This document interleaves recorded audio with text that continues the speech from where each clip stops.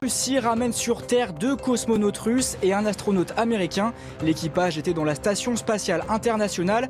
Y a-t-il eu des mouvements de certaines unités russes loin de Kiev depuis un jour ou deux? Oui, c'est ce que nous pensons, un petit nombre. Mais nous pensons qu'il s'agit d'un repositionnement, pas d'un vrai retrait. Donc grande prudence sur ces annonces, on a été habitué à quelques déceptions dans les semaines passées. D'abord, je me suis trompé sur une seule chose. Vous avez raison, je ne croyais pas qu'il allait attaquer. Mais accordez-moi que tous les spécialistes le pensaient la même chose. Je suis sûr qu'on va vers une explosion sociale. J'en suis sûr, parce que toute la situation se dégrade. Bon, on a discuté de la flambée des prix et de cette inflation qui est devenue insupportable. Emmanuel Macron avait déjà l'oreille des chasseurs. Il peut désormais compter sur le bulletin de vote de leur patron, Willy Schrein. Dans Le Parisien ce matin, il s'en explique. Il ne m'a pas déçu. Aucune loi ou amendement pouvant abîmer la chasse n'a été adoptée dans ce quinquennat. J'emploierai peut-être un autre terme, dégueulasse, je vais l'employer. C'est l'attitude d'Elon Gabé, je veux dire, qui est très froid dans l'agression. Monsieur Schrein a droit d'avoir un avis, mais vous savez qu'il a table ouverte à l'Élysée depuis des années. C'est choquant. C'est choquant que les lobbies aient trouvé une telle place pendant le quinquennat Macron. Très attendue également la prise de parole, notamment du directeur de la prison d'Arles ce matin à l'Assemblée nationale. Colonna aurait dit aussi, ça je pense que c'est vrai, si Dieu existait, il n'y aurait pas la guerre. Excusez-moi, c'est pas crédible. C'est pas crédible. Donc il voulait se payer quelqu'un de connu.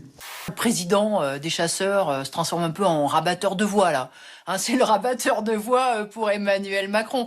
Moi, je ne sais pas ce qu'en pensent les chasseurs. Est-ce qu'ils vont apprécier d'être transformés en gibier électoral? On est pour exproprier les riches. On est pour exproprier les multinationales comme Total. On est pour que l'industrie pharmaceutique ce soit une industrie publique. Veut dire quoi, mais laissez-moi répondre, s'il vous plaît. C'est quand même pas possible de faire comme ça. Emmanuel Macron dit 800 millions, c'est trop cher pour les handicapés.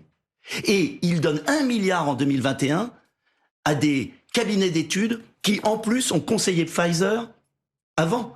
Donc vous affolez pas, vous n'êtes pas obligé de poser 10 questions après. Non, vous pouvez me laisser parler 2-3 minutes, il n'y a pas de souci. Oui, laissez-moi poser des questions. Donc, McKinsey a fait des prestations gratuites pour l'Élysée, que McKinsey l'a aidé dans sa campagne de 2017, et que lui-même était gérant chez Rothschild, où il a organisé une négociation entre Pfizer...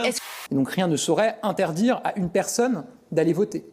Et donc évidemment, pour des personnes qui seraient contaminées par la Covid dans les jours précédant le vote, elles pourront aller voter, évidemment. Quand un peuple traîne les pieds, ne reconnaît plus son système politique, ne reconnaît plus son système médiatique, se réfugie dans la colère, je dis que c'est dangereux. Jean-Vincent Placé, mis en examen hier soir pour agression sexuelle et harcèlement sexuel. L'ancien secrétaire d'État écologiste a passé 24 heures en garde à vue.